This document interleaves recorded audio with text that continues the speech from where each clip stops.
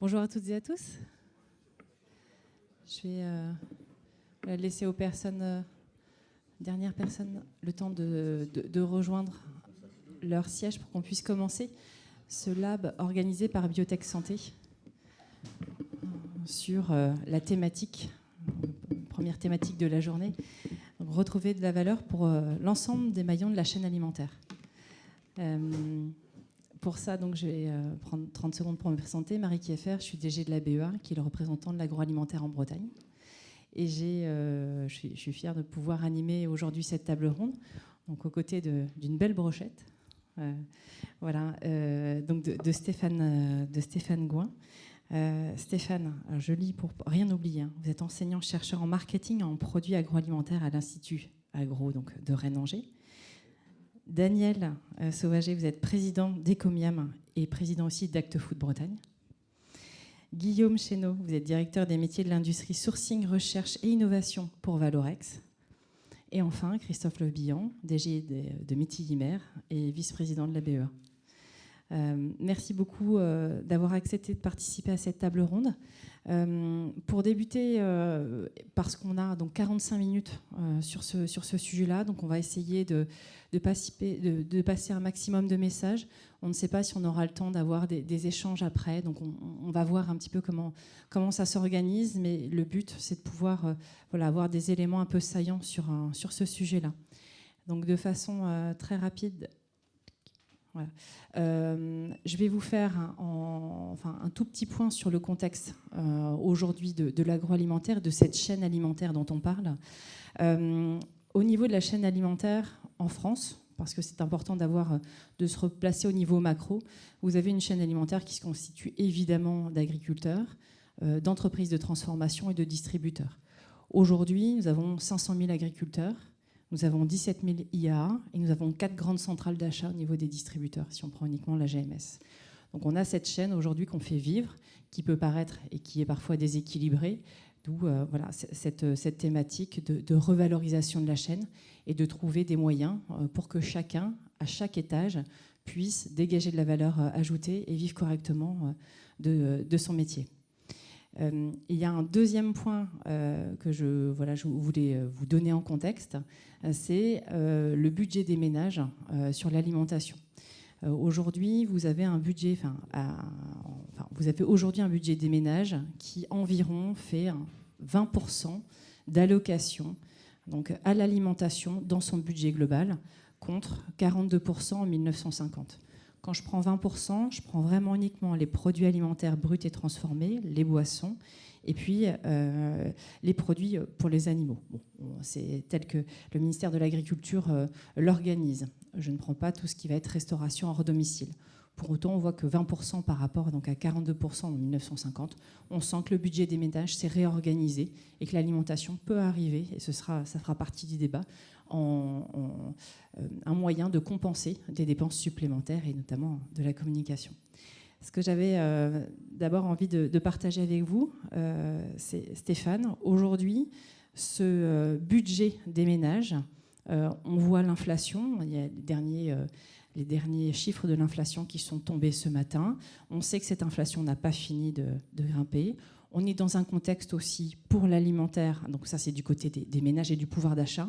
Du côté de l'alimentaire au sens large, on a eu donc des négociations cet été, ce qui est une première, d'avoir 2 séries de négociations sur une même année. Et on sait que les produits alimentaires donc, vont aussi connaître une hausse. Les consommateurs aujourd'hui, selon vous, quels facteurs ils vont prendre pour organiser ce budget avec l'inflation et puis avec ces nouveaux types de consommation que sont le tourisme et la communication? Bonjour à tous et à toutes. Donc la première réflexion que je donnerai, c'est que déjà les ménages doivent gérer dans la ventilation de leurs différentes dépenses budgétaires. Et le budget alimentaire comme le textile sont 2 budgets flexibles, donc c'est là-dessus qu'on peut essayer en tant que foyer de réfléchir pour dépenser moins ou dépenser autrement. Alors les Français vont être pris un peu comme un écartèlement, faut-il dépenser sous contrainte, ça c'est sûr. Et on aura ces deux grandes familles, les achats sous contrainte, c'est-à-dire les produits de première nécessité, et puis les produits plaisir, qui, Dieu merci, resteront à l'ordre du jour et qui seront probablement les grands sas de décompression des foyers français. Donc il va falloir gérer des consentements à payer, gérer aussi les marques que l'on va acheter, des marques qui doivent avoir de plus en plus de sens, et définir des positionnements de plus en plus stratégiques et complexes. Alors ça veut dire que pour nos entreprises agroalimentaires bretonnes, plus particulièrement, elles ont un savoir-faire. Le faire savoir, elles l'ont aussi. Maintenant, comment exister dans un univers de multinationales qui vont tirer à U et à dia sur des tarifs qui vont être parfois très attractifs. Autrement dit, ce sont les nouveaux instruments promotionnels sur lesquels les entreprises agroalimentaires type grands groupes vont jouer, qui va bénéficier bien sûr aux consommateurs, mais aussi aux distributeurs. Et là, il va falloir trouver l'équation, autrement dit réduire la quadrature du cercle. Comment, en tant que foyer, sans dépenser plus, pouvoir pallier, 1, l'inflation, 2, se nourrir, et 3, donner du sens à notre nourriture. Donc ça va être au détriment de certains produits, certaines marques. Et donc l'avenir va nous dire que probablement les produits vont devoir dégager des trésors d'ingéniosité pour trouver justement cette valeur ajoutée, ce sens. Et là, à mon avis, c'est là qu'il va falloir trouver ces pistes de valeur ajoutée que sont la marque, la relation client et le service au produit. Quand on prend le triptyque que vous évoquez, alors déjà, on sent que le prix ne sera pas l'unique driver. Il y a une partie de prix qui sera le driver, mais on va avoir aussi besoin d'achat plaisir, oui. De poursuivre, surtout dans ce contexte. Tout à fait. Et au niveau du triptyque que vous citez, c'est-à-dire marque, relation client, service produit, oui. Pour les entreprises notamment agroalimentaires, quels sont les outils qui vont permettre d'accélérer ce triptyque pour créer de la valeur ajoutée ? Alors les entreprises agroalimentaires sont sous contrainte, elles aussi. C'est parce qu'elles n'ont pas le temps de pouvoir parfois étudier bien leur marché ou leur clientèle. Elles sont le nez dans le guidon et nous, on est là pour parfois donner ce sas de décompression et en tout cas essayer d'expliquer le pourquoi du comment. Je veux dire par là, ce sont des études de marché, les études qualitatives et quantitatives. On dispose aujourd'hui de méthodes qui sont complètement reconnues et appréciées des industriels qui ont des réponses à leurs problématiques. Or, dans les études qualitatives, on a tout ce qui est méthode d'interview, de focus group, etc., qui sont pour moi des méthodes que j'utilise très régulièrement avec les entreprises et qui marchent bien. D'un point de vue quantitatif, plus intéressant, on est sur des méthodes plus statistiques, des Q-méthodes, des méthodes trade-off, qui sont des discriminants de choix et qui sont vraiment reconnus internationalement. Et là, par contre, on peut vraiment accompagner les entreprises qui ont besoin, parce qu'elles n'ont pas le temps, elles n'ont pas les moyens, elles n'ont pas non plus la connaissance. Et c'est ce lien qu'il faut avoir. Il faut que les entreprises agroalimentaires bretonnes prennent le temps, c'est facile à dire, mais se posent les bonnes questions, parce que très souvent, la plupart des produits qui échouent, ce sont des défauts de positionnement. C'est pas la marque. La marque, on va lui donner du sens, on va lui donner du corporate, du storytelling, des valeurs. Donc, par contre, ce qu'on comprend pas, c'est les clients ou les consommateurs ont déclaré qu'ils allaient l'acheter, mais en fin de compte, non, ils l'achètent pas. Et c'est là qu'il faut trouver la parade. Il y a des méthodes, il y a un savoir-faire qui permet d'aider les entreprises et qui va réduire ces incertitudes et réduire ce risque de mauvaise innovation, de défaut d'innovation ou tout simplement d'échec. Ça veut dire que la gestion des data, de façon à pouvoir donner du sens, se positionner correctement, ce sera essentiel ? Tout à fait, Marie. C'est là que je crois que l'enjeu est de taille. La gestion de la data, alors c'est une phrase toute faite, mais la gestion de la data, elle a un sens. Trop peu d'entreprises agroalimentaires minimisent. Parce que, encore une fois, c'est un spectre énorme, mais c'est un moyen de tirer son épingle du jeu pour mieux se positionner, mieux connaître les stratégies de segmentation de leur clientèle et avoir des points d'acupuncture sur leurs produits qui sont beaucoup plus efficaces, parce qu'il ne s'agit pas d'innover. Très souvent, les entreprises agroalimentaires innovent et après vont aller chercher un débouché sur la grande distribution ou autre. Mais là, ils vont se retrouver parfois devant leurs distributeurs qui vont dire « je suis désolé, ça ne rentre pas dans ma catégorie ». Ah, c'est là que ça pose problème. Un produit, ce n'est pas seulement avoir encore une fois, la marque, le service au produit et la relation client, il faut que ce produit rentre dans une catégorisation et qu'elle réponde à un besoin qui soit connu et reconnu des distributeurs et des consommateurs. Et ça, c'est pas gagné. C'est très complexe, mais c'est pour moi quelque chose de passionnant. Et quand on arrive à comprendre ça, eh bien, on peut vraiment aider les produits. Les unités de besoin, si on ne les a pas détectées, je suis désolé, on peut avoir la plus belle innovation. On peut se retrouver à un moment donné sur un défaut de positionnement dans un linéaire. Il n'y a pas de clé de lecture pour le consommateur, il ne va pas le trouver. Et là, malheureusement, le produit va mourir prématurément. Et c'est bien dommage parce que souvent, il relève d'un savoir-faire, d'une technologie. Mais dans un monde où vous avez 45 000 références, le consommateur va réserver 1 heure dans un hypermarché, 1 demi-heure dans un supermarché pour faire ses courses. Il voit, bon an, mal an, 500 marques. Donc, je vous laisse imaginer la différence. Il est à hauteur des yeux, hauteur des mains. Quand vous êtes en haut, en premier niveau ou 5e niveau, vous avez intérêt de balèze pour être vu et reconnu. Pour vous donner juste une petite idée, dans l'univers pain de mie, 400 mètres de linéaire. Je dis toujours en métaphore un tour de stade. Les consommateurs passent 15 secondes pour acheter un pain de mie. Donc, où est l'erreur ? Là, je vous laisse imaginer, il va falloir être très fort dans le packaging, dans le message, dans les nouveaux instruments promotionnels, dans le positionnement. Et là, c'est très compliqué. Mais c'est toute la passion après du métier. On sent. Daniel, vous êtes président d'Ecomiam et puis président d'Act Food. Ecomiam, c'est le numéro 3 du surgelé aujourd'hui en France. Oui, maintenant. Voilà. J'ai envie de vous faire rebondir sur d'abord la notion d'innovation. Voilà, Stéphane a parlé de l'innovation, de besoin. Aujourd'hui, vous, quelle est votre façon de voir cette innovation ? Elle doit répondre à un besoin. Elle crée des références. Dites-nous. Alors, je dirais que on va peut-être tenir compte déjà du mot propre innovation. On parle aujourd'hui d'innovation, on ne parle plus de progrès, c'est-à-dire qu'on n'est plus dans une logique où on va vers un monde merveilleux idéal. On se rend compte que là, on a un peu foiré un peu sur certaines choses et qu'on a beaucoup de choses à réparer. On change de paradigme, c'est l'arrivée du mot dans nos échanges anthropocènes. C'est-à-dire qu'on se rend compte que l'environnement, la nature, c'est plus trop un environnement, c'est notre milieu. C'est-à-dire qu'on impacte directement sur ce qui se passe autour de nous. Et je pense que c'est un changement de paradigme en termes d'innovation, c'est que le principal moteur maintenant de l'innovation va être le moyen de corriger quelque part l'impact de l'homme sur son environnement.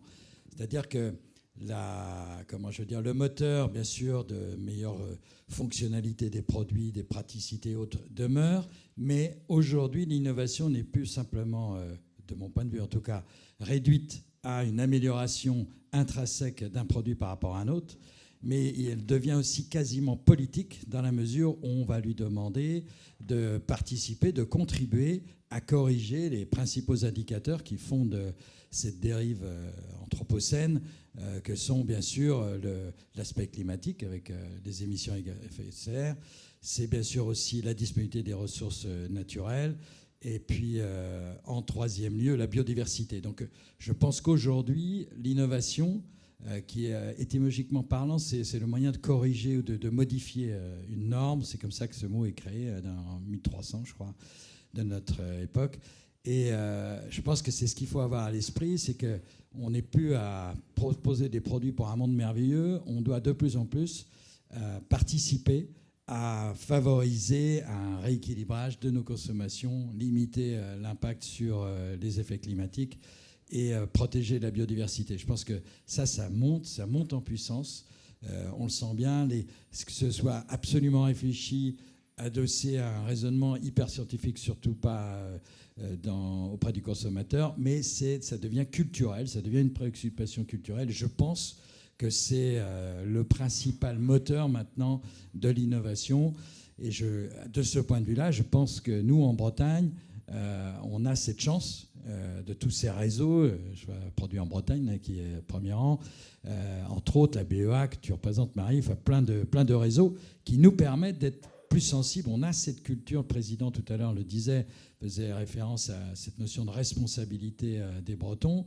Entre nous, on a cette culture pour être conscient de tout ça, de s'imprégner et peut-être de trouver en équipe les moyens de faire progresser notre offre en corrigeant modestement, mais régulièrement, les effets de la présence de l'homme sur son environnement.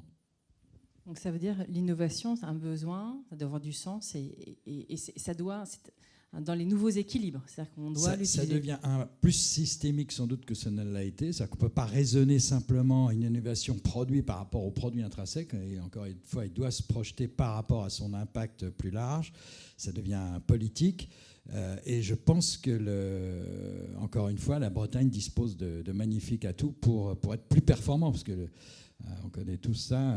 L'idée, c'est pas c'est de courir plus vite que les copains, quoi. Et je pense que ce territoire, cette culture partagée, nous donne les leviers pour aller plus vite que les copains. Je reprends tes propos, Daniel. Une approche systémique. On est aujourd'hui aussi dans une chaîne alimentaire, si on reprend. Cette approche systémique, aujourd'hui, quelle est la façon, quelle approche on peut avoir ensemble? Aujourd'hui, j'ai plus l'impression qu'on est... Aujourd'hui, un état de fait, on est plus les uns parfois contre les autres. On le voit quand il s'agit de négociations. Il y a des outils aussi, des outils d'aide au marché qui ne sont plus dans la bonne mécanique. Comment avoir à nouveau désormais une approche systémique? Là, tu fais allusion au relais. Parce on a effectivement en Bretagne beaucoup de réseaux qui fonctionnent bien avec des interactions positives. On a des initiatives. L'amont de l'agriculture prend des initiatives qui permettent de favoriser la création de produits pour les industriels et vice-versa. On se tient mutuellement. Et effectivement, il y a le relais. Comment on préserve cette création de valeur vis-à-vis du consommateur. Et là, on passe par les fourches codines de la distribution, dont je fais partie maintenant. Alors, même si moi, j'ai une approche un petit peu particulière. Effectivement, le législateur a dû mettre en place un certain nombre de dispositifs, Egalim 1, Egalim 2, et c'est difficile pour le législateur de corriger un manque de savoir-être, en fait, puisque c'est ça qu'on cherche à faire, c'est que ça paraît fou qu'un distributeur n'ait pas conscience d'avoir à cœur, en tout cas, de contribuer à un équilibre économique par rapport aux gens qui s'investissent dans la production des produits qu'il va distribuer. Bon, malheureusement, il faut que l'État intervienne pour corriger certaines dérives qui sont le fruit sans doute aussi de l'hyperpuissance, tu as cité tout à l'heure, de l'organisation de la distribution. Il y a 4 acheteurs majeurs aujourd'hui en France et 75% des produits alimentaires passent par la fourche codine de ces 4 ou 5, si on rajoute quand même Lidl qui devient quand même important. Il n'en demeure pas moins qu'il y a des choses peut-être aussi à revendiquer, nous, dans nos pratiques ici en Bretagne. C'est peut-être que, moi c'est mon dada en tout cas, je ne comprends pas que l'organisation au sens large de la production se soit fait déposséder de l'outil de la promotion. C'est vrai que c'est un large débat, la promotion, elle est régulée aujourd'hui, surtout dans le domaine alimentaire. La promotion est sans doute l'unique outil dont nous disposons pour réguler l'offre et la demande. C'est-à-dire que si l'offre est trop importante, eh bien, on actionne l'outil de la promotion pour réguler, pour rendre plus attractif le produit, pour l'écouler et rééquilibrer après l'offre et la demande pour fixer un prix qui valorise correctement les acteurs. Aujourd'hui, la promotion ne sert plus à ça. Elle est complètement dévoyée, détournée de cet objet. La promotion a pour unique but de faire venir le client chez le distributeur, à tel point qu'on va engager des promotion à des époques saisonnières où il n'y en a pas besoin. Si on prend l'histoire des brochettes, au mois de mai, vous n'avez pas besoin de faire de promotion pour vendre vos brochettes. Les beaux jours sont arrivés. Si, en Bretagne, ça arrive aussi. On est content de sortir des barbecues, n'en déplaise à Sandrine Rousseau, et on achète de la brochette.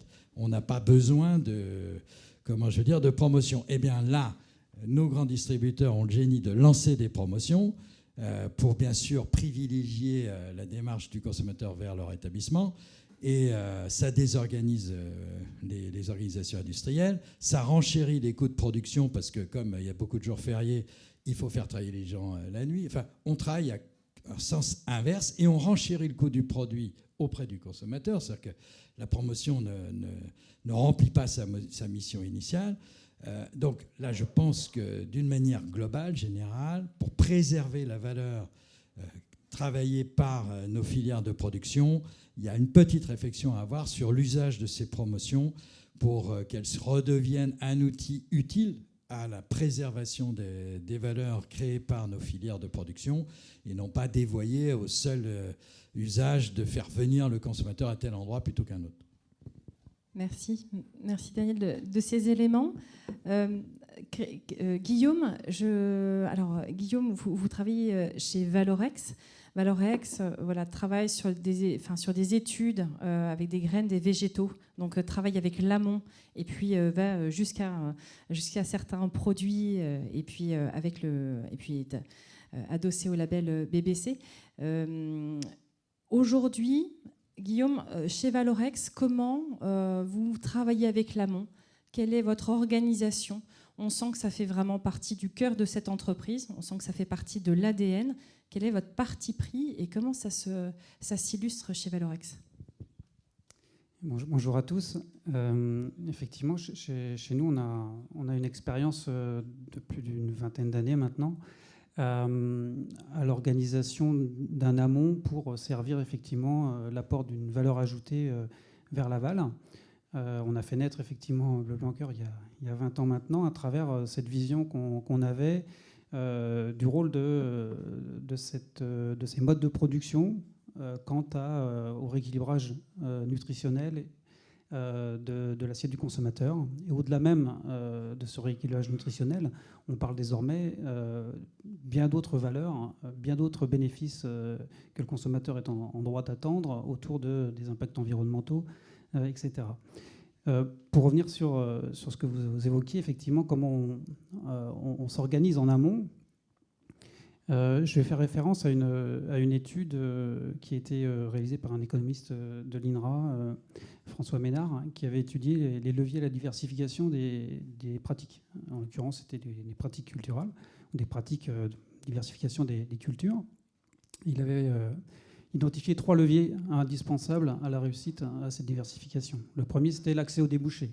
Donc, le fait qu'on ait pu repérer que le consommateur était intéressé de mettre de la santé dans son acte d'achat, il fallait l'organiser en amont. Au-delà de ça, il faut développer du savoir-faire, effectivement, du savoir-faire qu'on sache préserver aussi, pour ne pas être concurrencé dès le premier jour où on sort des innovations. Et ensuite, une organisation de filière avec un collectif d'acteurs. Nous sommes effectivement dans une filière agricole. En tant que transformateurs, nos intervenants, nos fournisseurs, ce sont des gens qui vont collecter, qui vont acheter des graines à des agriculteurs. Et en aval, on va se retourner vers des fabricants d'aliments pour notre activité alimentation animale ou vers des transformateurs pour notre activité alimentation humaine. Donc on est dans un schéma, effectivement, où on est au milieu d'une colonne de chaîne de valeur où si on arrive à faire porter du savoir-faire dans les pratiques de transformation des graines, dans les pratiques de production pour introduire des nouvelles cultures, introduire des leviers d'amélioration qui existent déjà, mais qui seront demain les nouveaux arguments que pourront utiliser l'aval de la filière, à savoir allonger les rotations pour introduire de nouvelles cultures qui vont avoir des effets sur les impacts à gaz à effet de serre, sur les effets en termes d'utilisation de produits de protection des plantes, qui eux-mêmes auront un jour des effets sur l'antibiorésistance dont on peut parler en élevage, mais dont on parle aussi à l'échelle de l'alimentation, à l'échelle de l'homme. Donc en fait, ce sont énormément de faisceaux qui font que sur des choix qui sont raisonnés, mais qui peuvent être profonds et longs, on arrive à construire des démarches qui progressivement s'installent dans la durée chez le consommateur, chez les porteurs de cahiers des charges, de labels, dès lors qu'ils comprennent que certaines démarches peuvent déjà nourrir un certain potentiel à se différencier et que ces démarches-là elles peuvent encore accentuer ce potentiel-là pour le futur, finalement, sans chercher à piéger l'agriculture d'un risque de devoir se modifier tous les 2 ans ou tous les ans parce qu'il y a une course à la différenciation à l'aval que l'agriculture n'est pas capable de mener. Donc, ça veut dire qu'au niveau de l'amont, vous avez travaillé pour une organisation de cet amont avec des innovations qui vont être repérables par le consommateur, via notamment un label, et qui vont permettre d'expliquer ces innovations, d'expliquer les bienfaits sur l'alimentation donc animale ou humaine. Pour avoir cette approche-là, quelle est votre organisation de R&D? On sent qu'il y a un aspect fort scientifique, comment Valorex organise ça pour détenir toujours cette légitimité? C'est vrai que nous sommes une PME. Hein. Il y a 20 ans, on était une trentaine de personnes. J'étais recruté comme premier chercheur, première personne pour faire de la R&D à Valorex. Depuis, on est une quinzaine, mais on reste une PME. Mais on s'est entouré effectivement d'une organisation avec un réseau de collaboration et de collaborateurs scientifiques, académiques, privés également. Et c'est vrai que les thématiques que nous avons toujours portées ont toujours été des thématiques finalement écoutées, attendues chez les chercheurs, ce qui faisait qu'on arrivait aussi, on a toujours réussi, et encore aujourd'hui, à accéder à des appels à projets, à des financements pour être aidés sur ces projets-là. On a des crédits d'impôt recherche qui nous aident à nous financer. Et c'est vrai que les thématiques de nutrition, de santé, de l'animal, santé de l'homme, bon, c'est inimable. Enfin, c'est quelque chose qui va continuer à durer. Donc, on continue à étoffer ce socle scientifique. On a élargi le spectre en s'intéressant bien sûr aux impacts environnementaux, aux analyses de cycle de vie. Et on a été parmi les premiers à publier des analyses de cycle de vie qui démarraient de modifications, de changements de pratiques agricoles jusqu'à ce qu'elles pouvaient apporter à l'échelle de l'assiette du consommateur. Un gros programme avec des partenaires académiques, on a pu publier. Donc on a une base de publication très importante qui fait reconnaître l'ensemble de la démarche et qui fait qu'elle est solide sur du temps long, et ce qui aide l'agriculture à se structurer, à organiser sa transition. Dans un moment long, et encore une fois, l'innovation, si c'est jusqu'au consommateur, de pouvoir repérer ces innos jusqu'au bout. Tout à fait, le consommateur arrive à les repérer parce qu'en fait, effectivement, quand on est sur des projets tels que les plus récents, bien sûr, on a des projets où on valorise bien l'apport de valeur ajoutée nutritionnelle, mais on arrive aussi à apporter des nouvelles cultures riches en protéines qui vont venir être produites localement. On va organiser la production en Bretagne, en France, et finalement subvenir à un besoin de souveraineté, à limiter l'importation de protéines, et donc apporter des solutions crédibles avec un ensemble de partenaires d'amont et d'aval qui arrivent effectivement à trouver aussi une valeur ajoutée à le proposer sur le marché. Merci Guillaume. Dans vos différentes interventions, on sent que la notion d'approche systémique, d'approche de filière dans sa globalité est un élément de réponse aujourd'hui pour pouvoir toujours créer de la valeur ajoutée dans un environnement complexe, dans ce qu'on appelle la sobriété qu'on va devoir avoir aujourd'hui. Christophe, toi, au niveau de ton entreprise et puis de façon plus globale au niveau de la filière, déjà la première question, c'est comment vraiment recréer de la valeur à chaque étage, selon toi, sur ton secteur d'activité? Bonjour. Nous, on a fait un pari assez simple, finalement, c'est l'intégration totale de la filière.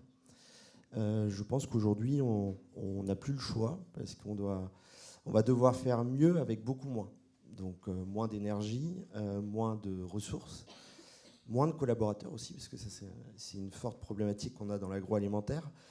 Donc aujourd'hui, l'intégration de la filière, pour nous, elle est indispensable. Pourquoi ? Parce que, en fait, un produit final doit intégrer toutes les composantes en fait, de la filière. Donc nous, moi, je travaille dans la mytiliculture. Donc nous, on part de l'économie globale que l'on peut faire en mer. Hein. C'est très simple. Hein. Un bateau qui revient à moitié rempli, c'est simple, c'est une empreinte carbone qui est multipliée par 2. C'est une usine qui tourne au ralenti et finalement, c'est un coût de revient relativement élevé.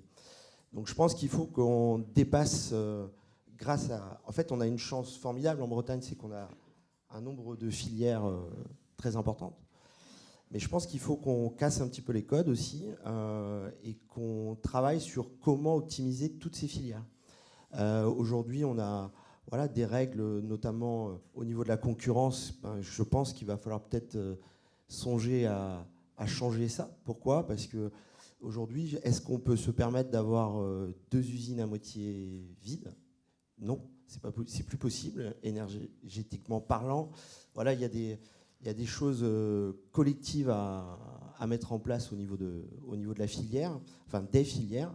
Et je pense que voilà, c'est vraiment excitant d'être dans ce moment-là où il va falloir qu'on travaille tous ensemble et qu'on optimise toutes les filières bretonnes qui sont des filières et d'excellence et de très grande qualité, quoi.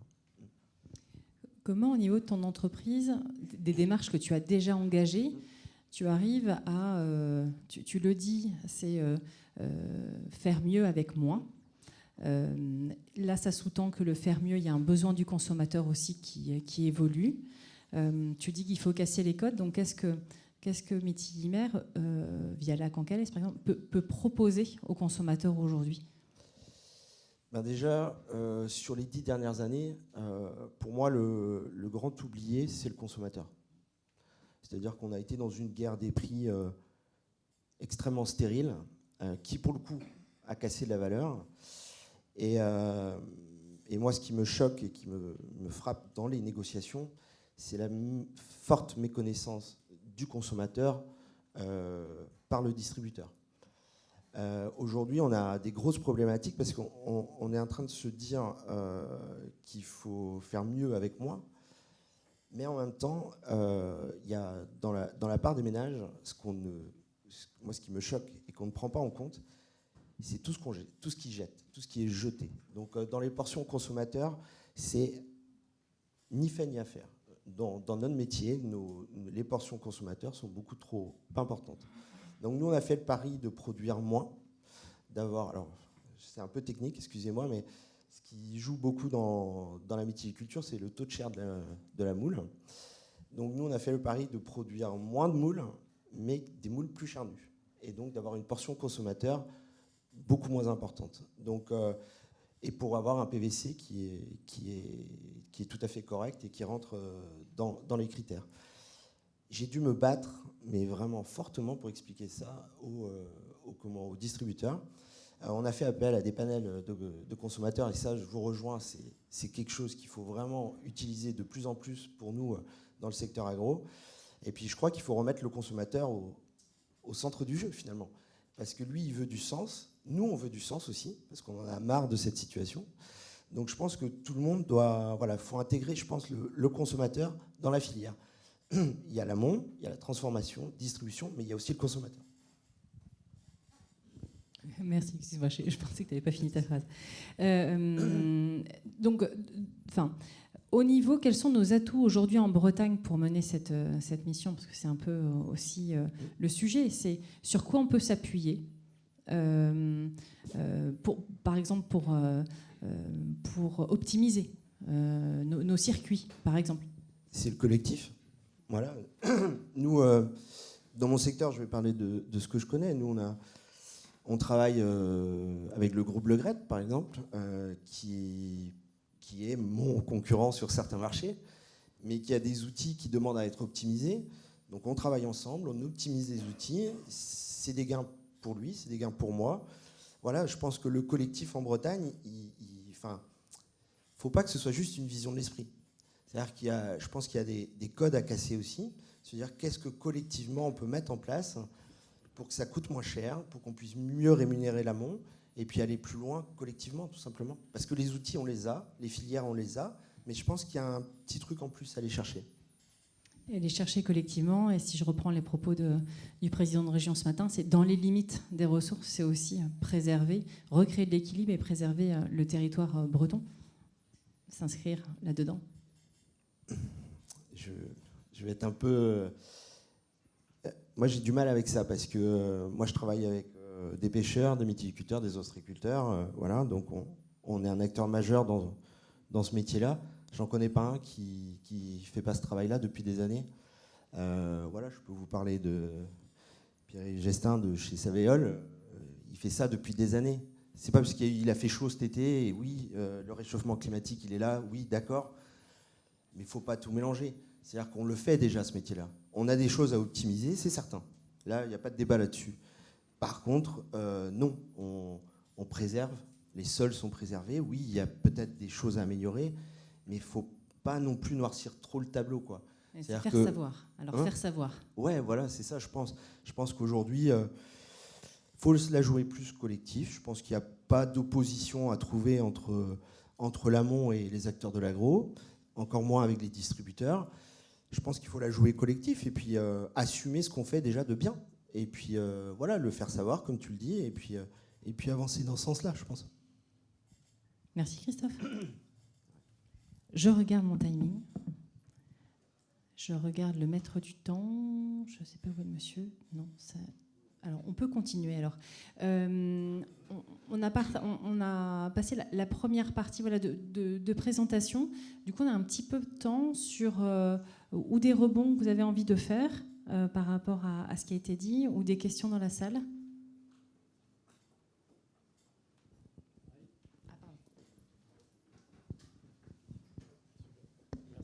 Bonjour, Guyen, cofondateur de FeedUp. J'ai une question.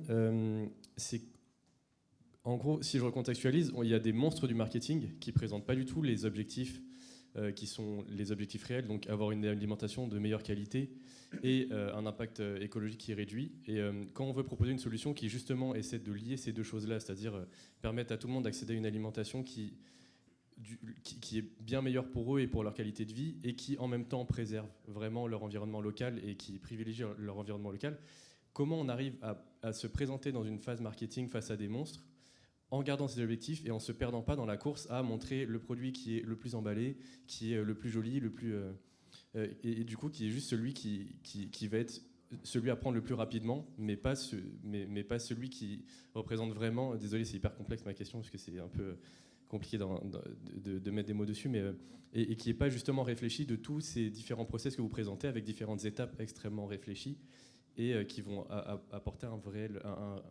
vrai atout pour le consommateur, et pas juste répondre à je passe devant les produits, celui qui m'attire c'est celui-là et je le prends. Point. Moi, je vais peut-être dire déjà, c'est que les produits que nous commercialisons et que les Français consomment sont bons. Et je pense qu'arriver sur le marché en disant mon produit va remplacer ce qui n'est pas bon, c'est se compliquer un peu la vie, quoi, parce que les produits sont bons. Il faut peut-être trouver d'autres centres d'intérêt pour le consommateur. Je pense que il y a des tas de leviers à imaginer, mais je pense que, moi je veux bien être solidaire de toi quand tu défends l'existant. On peut être que fier déjà de ce qu'on fait, quoi. Alors, bien sûr, tout est à améliorer, et puis il n'y a pas que dans l'agriculture, il n'y a pas que dans l'alimentation, partout on doit améliorer des choses, mais on peut être fier de ce qu'on fait, quoi, et dans les volumétries qu'on fait. On est quand même... On nourrit partout. Il y a malheureusement 9 millions d'êtres humains qui meurent de malnutrition dans le monde chaque année. Mais c'est plus pour des problèmes d'accessibilité à la nourriture plutôt que de disponibilité. Et donc, quand on regarde la perspective de nos durées de vie communes, on a quasiment fait x2 depuis un siècle. Donc, on vend des produits de qualité. Je pense que, encore une fois, pour moi, en tout cas, les ressorts d'innovation qui vont créer de la valeur demain, c'est comment on arrive à simplifier les choses, peut-être à les rendre plus compréhensibles pour le consommateur, avec peut-être beaucoup moins de packaging que par le passé, et faire en sorte qu'on fasse œuvre utile par rapport aux problématiques qui se posent, qui sont exposées dans le cadre de ce concept d'anthropocène. On revient au faire savoir, voilà, ce que l'on fait de bien, puisque ce n'est pas forcément toujours l'image de façon globale que le secteur véhicule. Stéphane, vous souhaitez intervenir ? Oui, ce que je veux dire par rapport à votre question, c'est que, premièrement, c'est une stratégie de niche qui va se développer. Donc, c'est vraiment un positionnement très différencié qui va s'adresser à une frange de consommateurs particulière. Donc, ça veut dire qu'il faut connaître les typologies de consommateurs et les maîtriser. Ensuite, effectivement, il y a les grands groupes qui vont avoir des budgets de communication, etc., pour lesquels vous n'allez peut-être pas pouvoir lutter. Mais là où ça va être intéressant, c'est communiquer avec cette communauté de consommateurs. C'est ce qu'on appelle les stratégies d'inbound marketing ou d'outbound, ça dépend. Donc, autrement dit, faire du réseau social, des nouvelles technologies de communication, il faut les utiliser. Là aussi, je reviens à maîtriser mieux la data. Et le produit, ce n'est pas nécessairement vouloir à tout prix le vendre dans une distribution classique, peut-être des circuits de distribution plus spécialisés, plus courts, plus locaux, etc. Mais à mon sens, il y a de la place presque pour tout le monde. Mais dans ce que vous dites, ça part d'une très bonne intention. Mais je veux juste vous rappeler une chose, le top 5 des produits en 2021, ce sont des junk food, comme on dit. Hein. C'est une pâte chocolat tartinée que je ne citerai pas. C'est une pizza que je ne citerai pas. C'est une confiserie connue du même groupe que la pâte chocolat tartinée. Là, il n'y a rien de produit qui va être sain, qui va être bon pour la santé. Donc, on voit que le consommateur, il est très ambivalent. Ce sur quoi il est contradictoire. Nous sommes tous contradictoires. On va faire très attention la semaine, on va s'empiffrer le week-end, on va se faire 2 apéros, le barbecue, on va lâcher la bête. Et puis, le lundi, il va falloir resserrer un petit peu les boulons, quoi. Dans tout ça, il faut essayer de composer avec tous ces paradoxes. Là où, par contre, plus sérieusement, je pense qu'on va prendre quelques leçons ces prochaines années, c'est qu'on a une nouvelle génération qui apparaît, c'est cette génération Alpha, Z et Alpha qui vont nous pointer du doigt. Alors eux, c'est un nouveau modèle. Hein. Les packaging, il va falloir quand même réfléchir très sérieusement à les limiter, limiter le gaspillage, développer le recyclage, autrement dit, avoir un geste citoyen. Alors dans tout ça, pour finir, on va dire, oui, mais il y a des labels, etc. Très, très juste. Mais le consommateur, il a intérêt à avoir un GPS et être un génie de l'agroalimentaire pour tout comprendre. Comme je vous dis, quand il passe très peu de temps, il a déjà du mal à comprendre les signes d'identification de qualité officielle. Un AB, un label rouge, IGP, STG ou autre. Alors déjà, c'est du martien pour certains. Vous imaginez quand on rajoute d'autres labels, qu'on va rajouter d'autres curseurs, qu'on va rajouter des tags, des pictogrammes. Lui, il est noyé dans tout ça, donc il va dans une logique d'achat qui est de dire je me fais plaisir ou c'est sous contrainte. Merci pour ces retours.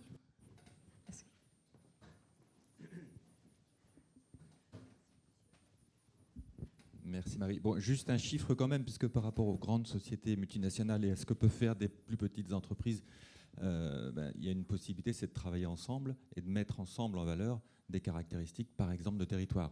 Je vais prêcher pour produits en Bretagne, mais j'ai un chiffre du panel Nielsen. Dans une famille de produits qui progresse de 4% en moyenne, quand le produit porte la marque produit en Bretagne, il progresse de 6%. Donc il y a un rapport de presque 40 à 50% de progression plus rapide quand on met en avant cette caractéristique d'un produit de qualité fait localement.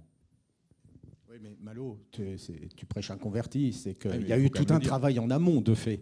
Il y a eu tout un travail en amont. En plus, ça a du sens. Ce logo a du sens maintenant pour les consommateurs. Ouais. Pour les Bretons, non seulement on va militer pour, mais en plus, en dehors de la Bretagne, on voit qu'il y a eu un travail de fond, un travail collectif. Et moi, je prêche pour un maillage entre les entreprises, que ce soit du sourcing à la logistique et la mise en marché, que ce soit sur les formules promotionnelles dont Daniel a évoqué, qui sont effectivement chronophages et souvent destructrices pour les entreprises. Mais c'est là qu'il y a des enjeux, c'est travailler ensemble, mailler ensemble. Et puis, des fois, la concurrence, c'est facile à dire, mais essayer de travailler intelligemment. La grande distribution a su le faire, donc je ne vois pas pourquoi les industriels ne sauraient pas le faire non plus. Marx disait que la fin du capitalisme, ça serait le monopole. C'est-à-dire que, effectivement, la tendance, c'est que le capitalisme favorise l'avènement de gens de plus en plus gros. On a parlé de 4-5 distributeurs majeurs, des choses comme ça. Mais Schumpeter lui a répondu en disant, mais le meilleur moyen de contrer tout ça, et c'est pour ça que ça finira pas comme ça, c'est l'innovation. C'est justement des gens qui se déplacent, qui regardent les choses un peu différemment. Je peux me permettre de parler de ma modeste entreprise. Il n'y a pas de place pour créer un nouveau distributeur en France alimentaire. Personne ne meurt de faim. Et pourtant, on y parvient parce qu'on pose le problème différemment. On essaye de satisfaire le consommateur de manière complètement différente. Et on arrive à exister. Alors, c'est pas toujours facile, mais on arrive à se développer, à croître. Pour les entreprises, c'est pareil. Donc, l'innovation de ce point de vue-là est sans doute ce pas de côté que l'on fait. Et surtout, tu l'évoquais un instant par rapport aux préoccupations grandissantes de nos consommateurs, des jeunes, là, avec les nouvelles générations. Je vous renvoie à ce que dit Michel Maffezoli là, sur leur mode de fonctionnement. C'est vrai qu'il y a des tas d'opportunités parce qu'ils ne raisonnent pas comme nous. Et donc, les entreprises ont des vraies opportunités pour présenter différemment les produits. Christophe, tu souhaitais rebondir ? Alors, je voulais rectifier une petite chose quand même. On dit les grands distributeurs ont su le faire. Les grands distributeurs ont eu le droit de le faire, chose que nous, on n'a pas le droit. Donc il y a aussi peut-être au niveau de cette législation des choses à revoir. C'est-à-dire qu'on a... Tu parles d'entente, là. Voilà, globalement, les distributeurs ont le droit de discuter de mise en marché, de prix. Nous, c'est pas le cas. Donc c'est aussi un univers concurrentiel qui est un petit peu biaisé, d'après moi. Encore dans le monde halieutique. Merci. Je prends une dernière question.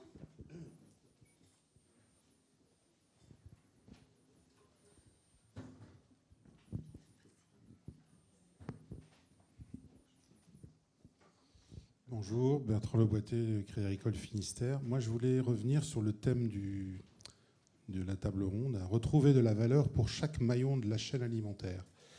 Alors, je trouvais vos propos très intéressants et je voulais vous demander, je ne vous ai pas tellement entendu parler de l'amont en fait, des producteurs agricoles.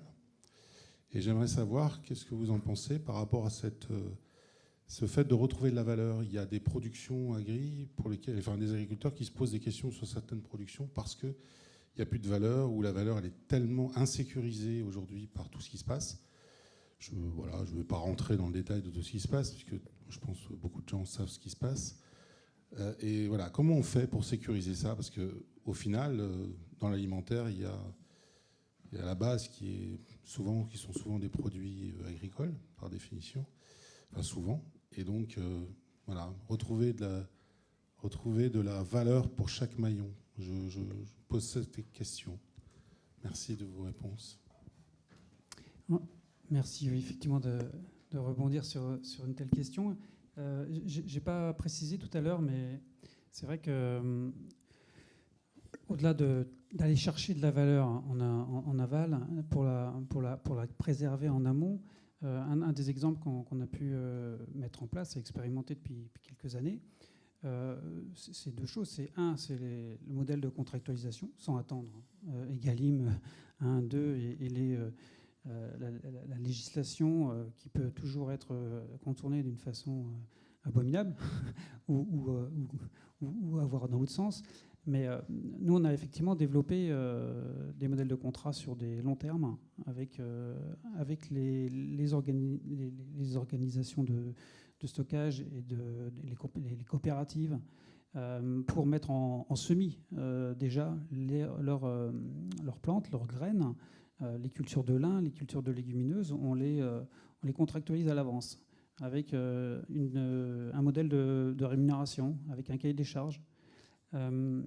Et pour aller plus loin, on a aussi mis en place une structure associative pour coordonner la mise en production à l'échelle de la Bretagne. On a une association Graines Tradition Ouest qui est assez ancienne désormais, qui fonctionne bien tous les ans. Les structures motivées pour la mise en production de ces cultures eh bien, se réunissent, s'organisent, répartissent voilà, les surfaces, les besoins qu'il y aura, que l'on perçoit, et comment on compte effectivement rémunérer les producteurs pour qu'ils puissent y retrouver du sens et de la valeur. Merci Guillaume. Daniel ? Oui, je vais juste dire que ça, c'est un problème de fond, puis on voit que c'est dramatique, parce qu'il y a beaucoup d'agriculteurs qui jettent l'éponge aujourd'hui. Et on va le payer très cher. On le voit dans le bœuf. Les cours de bœuf se sont enflammés parce qu'il y a un problème de disponibilité.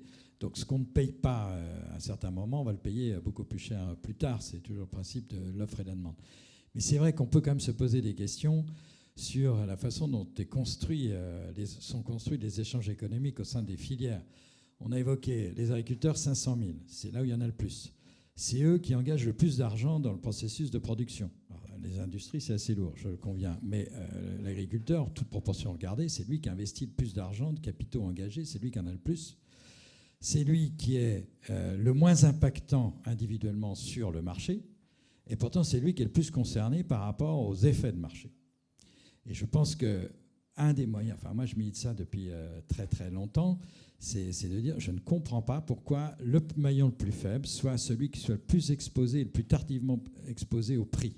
C'est-à-dire que de mon point de vue, l'engagement de ressources à l'agriculteur devrait être défini en termes de prix de reprise à l'engagement de ressources et pas en fin du terme du processus de production, où là, il n'a pas de choix que de se conformer aux aléas, aux fluctuations.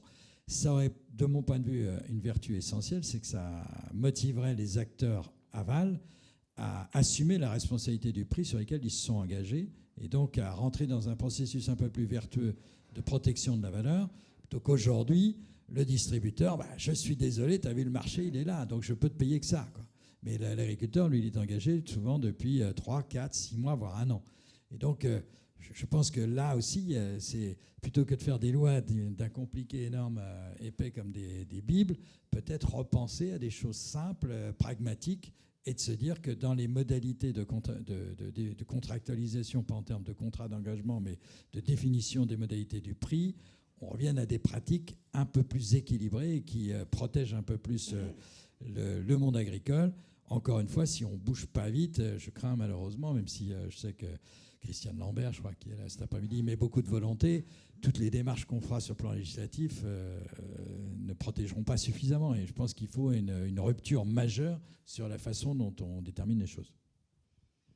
Un dernier mot ? Oui, un petit mot, juste pour dire, votre question est très intéressante. On pourrait prendre plus de temps, mais pour faire très simple, c'est qu'on a, dans notre modèle, appris et considéré que plus on se rapproche du consommateur, plus on crée de la valeur ajoutée.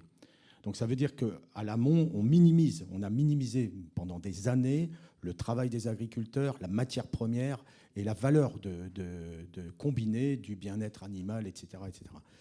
Il a fallu une crise mondiale, la Covid-19, pour reconsidérer certaines choses. C'est peut-être un mal pour un bien, c'est de dire que ces acteurs-là, ils vont devenir plus importants, dans le sens où on va mieux les reconnaître.